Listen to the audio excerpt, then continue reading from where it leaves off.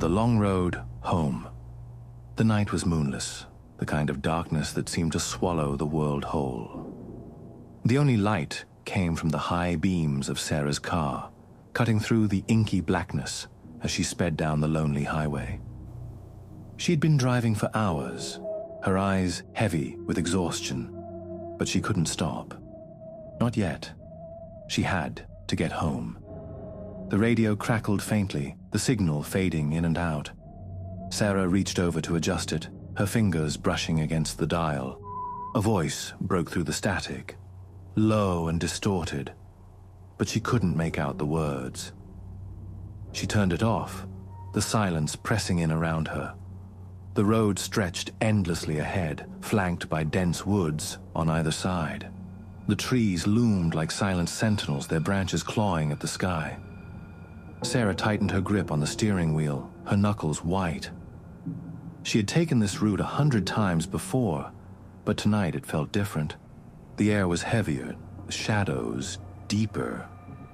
A sign flashed by in her headlights. Next gas station, 50 miles. Sarah sighed. She was running low on fuel, but stopping wasn't an option. Not out here, not alone. As she rounded a bend, something darted across the road. Sarah slammed on the brakes, her heart pounding. The car skidded to a halt, tires screeching against the asphalt. She sat there, trembling, her breath coming in short, sharp gasps. What had it been? A deer? A person? She couldn't tell. She peered into the darkness, but there was nothing. Just the empty road and the oppressive silence. Shaking her head, she eased her foot off the brake and continued driving. But the unease lingered, a gnawing feeling in the pit of her stomach. The miles dragged on, the monotony of the road lulling Sarah into a false sense of security. She glanced at the clock on the dashboard. 1:47 a.m. She was making good time, but the fatigue was starting to take its toll.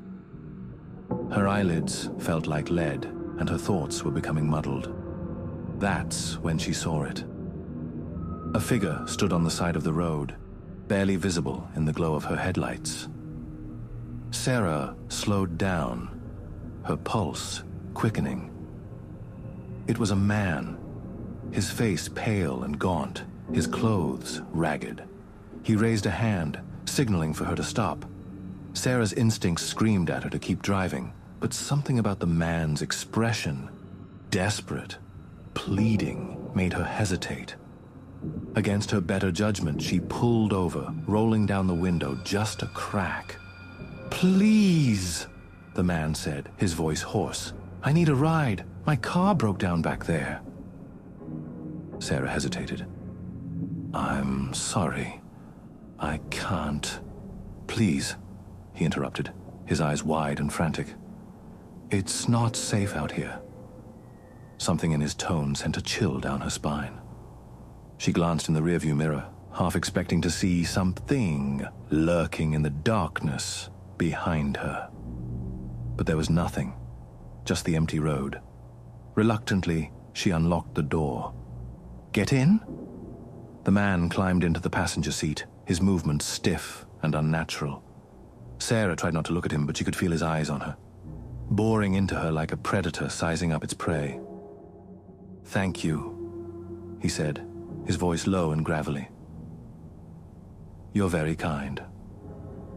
Sarah forced a smile, her hands gripping the wheel tightly. "No problem. Where are you headed?" "Just up the road," he replied, his gaze fixed on the windshield. "Not far." They drove in silence, the tension thick enough to cut with a knife. Sarah's mind raced, trying to make sense of the situation. Something about the man wasn't right. His skin was too pale, his eyes too dark, and the smell, a faint metallic odor that made her stomach churn. She glanced at him again, and her blood ran cold. He was smiling, a slow, twisted grin that stretched too wide across his face. His teeth were sharp, jagged, like shards of broken glass. "You shouldn't have stopped," he said, his voice dripping with malice. Sarah's heart pounded in her chest. She slammed on the brakes, the car skidding to a halt. "Get out!" she demanded, her voice shaking. The man laughed, a sound that sent shivers down her spine. "It's too late for that!" Before she could react, he lunged at her, his hands clawing at her throat. Sarah screamed, fighting back with all her strength. The car swerved violently, careening off the road and into the trees. The impact knocked the breath out of her. Sarah's head slammed against the steering wheel, and for a moment, everything went black. When she came to, the car was silent, the engine dead. The airbags had deployed, filling the cabin with a fine white powder. She groaned, her head throbbing. The passenger seat was empty, the door hanging open. The man was gone, but she wasn't alone. Outside the car, the woods were alive with movement. Shadows flitted between the trees, their shapes indistinct, but unmistakably human. Sarah's heart raced as she fumbled for her phone, but there was no signal. She was trapped. A low, guttural growl echoed through the trees, sending a jolt of terror through her. She scrambled out of the car, her legs trembling beneath her. The headlights were still on, casting an eerie glow over the forest floor. She could see them now, figures emerging from the darkness, their eyes glowing like embers. They were coming for her. Sarah turned and ran, her feet pounding against the damp earth. Branches clawed at her face and arms, but she didn't stop. She could hear them behind her, their footsteps heavy and relentless. The forest seemed to close in around her, the trees twisting and contorting into grotesque shapes. She stumbled, falling to her knees. The figures were closer now, their breath hot on her neck. She could feel their hands reaching for her, their fingers brushing against her skin. And then, a light. A single, flickering light in the distance. Sarah's heart leapt.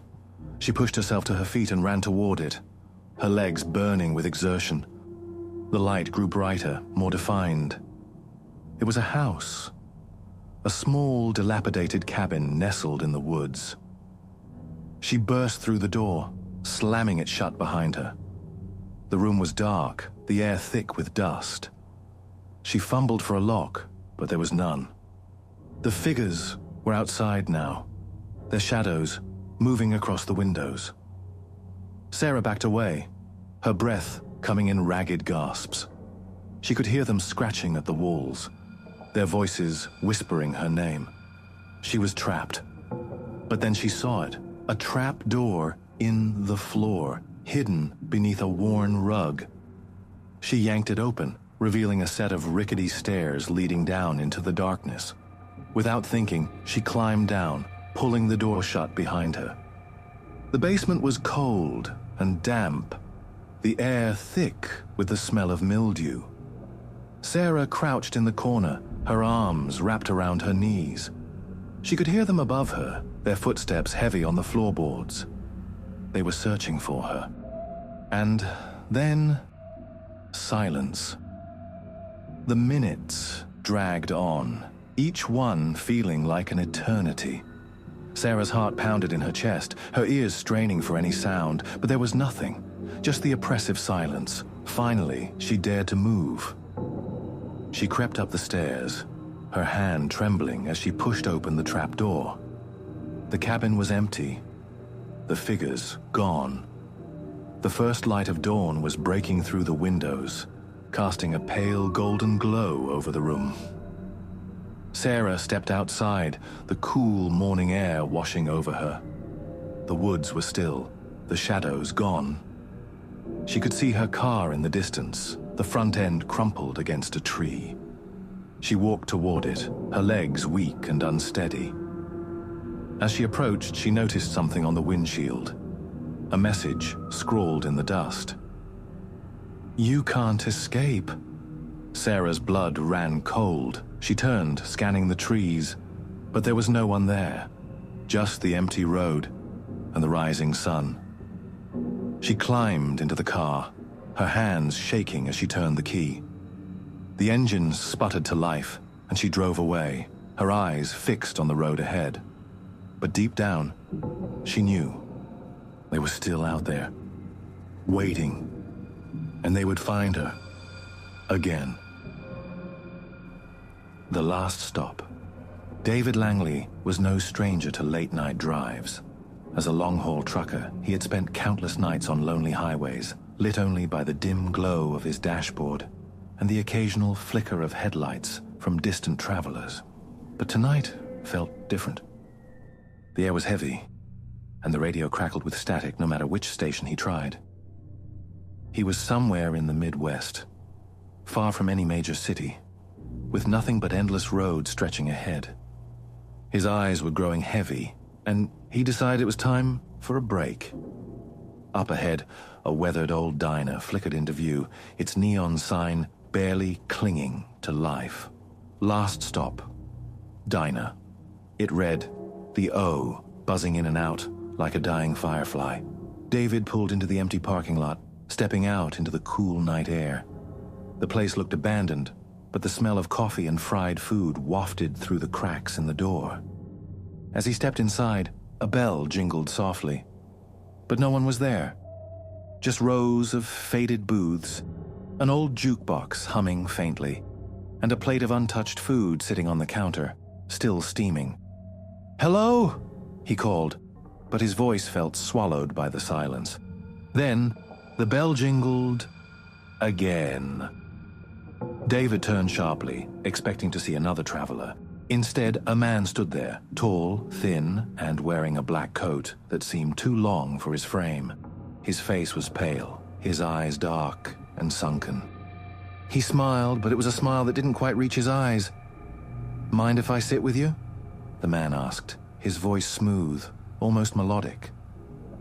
David hesitated. Something about him felt off, but the man had already slid into the booth across from him. The stranger's fingers tapped rhythmically on the table, and when David blinked, he swore the man was suddenly closer. "I don't mean to be rude," David started, "but are you from around here?" The man's smile widened. "Oh, I'm always on the road." Before David could respond, the jukebox crackled, shifting songs on its own. The sound was distorted, warping into a low, guttural whisper. "You shouldn't have stopped." The lights flickered, and the air grew ice cold, and the man's grin stretched impossibly wide. And then, the diner vanished. David gasped, finding himself back in his truck, parked in the middle of the highway. The diner was gone. No neon sign, no building, no parking lot. Just the road, stretching into nothingness. His hands trembled as he started the engine. He needed to get out of there. Fast. The truck roared to life, tires screeching against the asphalt as he floored the accelerator. But the road never changed. No exits, no landmarks, no signs. Then the radio crackled to life. "You should have kept driving." David's breath hitched. The voice was the same as the man in the diner. He glanced at the rearview mirror. Empty. He exhaled, gripping the wheel tighter. But when he looked again, the stranger was in the passenger seat, staring at him with hollow eyes. David swerved violently, his truck skidding as he fought for control. He turned to the passenger seat, empty again. His heartbeat thundered in his ears. The road stretched on, never changing. The fuel gauge hadn't moved. The clock on the dashboard was stuck at 3:17 a.m. Then he saw the diner again. The neon sign flickered. Last stop diner. It was impossible. He'd been driving for hours. It should have been long gone. But there it was, waiting. David had no choice. He pulled in again, heart hammering. This time, the lot wasn't empty. A row of trucks just like his, sat in perfect alignment. Their engines were off. Their cabs dark. He stepped inside. The diner looked exactly the same. The same plate of steaming food sat on the counter. The jukebox still hummed, and the man in black was waiting for him. "Did you really think you could leave?" he asked, tilting his head. David backed away. "What do you want?" The man chuckled. "I don't want anything, but the road does." David turned to run, but the door was gone. The windows showed nothing but endless highway. He turned back. The booths were full now. Dozens of drivers sat in them, pale, hollow-eyed, unmoving, their lips parted in eerie grins. Some looked decades old. Some wore trucker caps just like his, all of them staring. The stranger stood, placing a hand on David's shoulder. "Welcome to the last stop." David tried to scream, but the diner had already swallowed him whole. Somewhere, on a lonely stretch of highway, a truck sat idling, empty. The fuel gauge never moved, the clock never changed. And another traveler, tired and desperate for rest, would soon see a flickering neon sign in the distance. Last stop, diner. Would they stop? Or would they keep driving? Alex Carter, a 26-year-old freelance photographer, was driving down an endless stretch of highway at 1:30 a.m. The air was thick with fog, and the two-lane road was barely visible under the dim glow of his headlights. He'd been driving for hours, heading home from a gig in a remote town.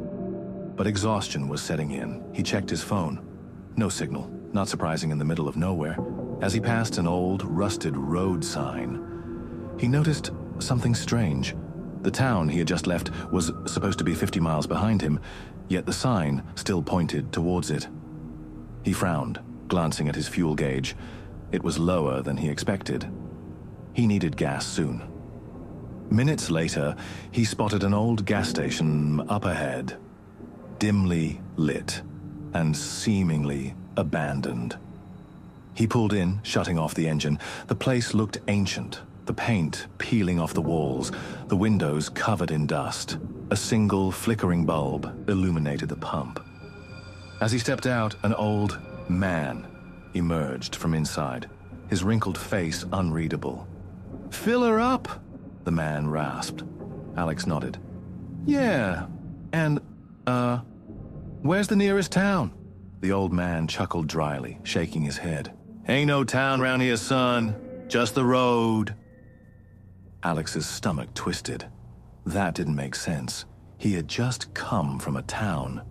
Before he could ask more, a sudden thud echoed from the trunk of his car. He spun around. His heart pounded. Had he hit something? Cautiously, he approached the trunk. He hesitated, then unlocked it and lifted it open. Nothing. Just his camera bag and some clothes. But as he stood there, he heard it again. A distinct, slow knock, this time coming from inside the car. Someone, or something, was inside with him. Alex jumped into the driver's seat, locking the doors. His hands trembled as he started the engine. The old man stood by the pump, staring at him, expressionless. Alex sped off, his breath uneven, his mind racing. A few miles down the road, the knocking returned, louder this time. He gripped the wheel tightly. He didn't dare look in the rearview mirror. Then, a whisper. "Keep driving." His heart nearly stopped. The voice was right behind him. He could feel cold breath against his neck. His eyes darted to the mirror, and he saw it. A figure sat in the back seat. It was barely human. Its face was elongated, its eyes sunken and hollow, its lips twisted into a grin too wide for its face. Alex screamed, swerving the car violently. The headlights revealed nothing but endless road and thick fog. The figure remained unmoved, watching him. What are you?" Alex choked out. The figure tilted its head. Just a passenger. Alex's blood ran cold. His breathing was shallow, his grip on the wheel tight. He had to get rid of it. He pushed the gas pedal harder, speeding through the dark. The radio crackled to life, static, filling the car. Through the distortion, a voice whispered, "You picked me up. Now you take me home." Alex knew he couldn't keep driving forever. He needed a plan. His eyes darted to the GPS. It was frozen. The same road stretched ahead, never changing, never ending. Then he saw it. A sign. Miller's Creek, 2 miles. Relief flooded him. A town. Safety. He sped toward it, the figure unmoving in the back seat. As he approached the town, the lights in the distance flickered. But as soon as he passed the city limit sign, everything went dark. The buildings, the streetlights, gone. Only more road stretched ahead. No, no, Alex whispered, slamming the brakes. The car skidded to a stop. He turned around, his face pale with terror. The passenger leaned in, grinning. There is no town. The fog thickened. The road behind him had disappeared. He was trapped in an endless stretch of darkness. The figure in the back seat began to dissolve into the shadows, whispering one final phrase. "You're the passenger now." The last thing Alex saw was his own reflection in the mirror. His eyes sunken, his face hollow. His own mouth twisted into an unnatural grin. Somewhere, far down the endless road, another traveler would pass a rusted old gas station, stopping for a quick refill, unaware of the lonely driver who might soon join them. Waiting, watching, a passenger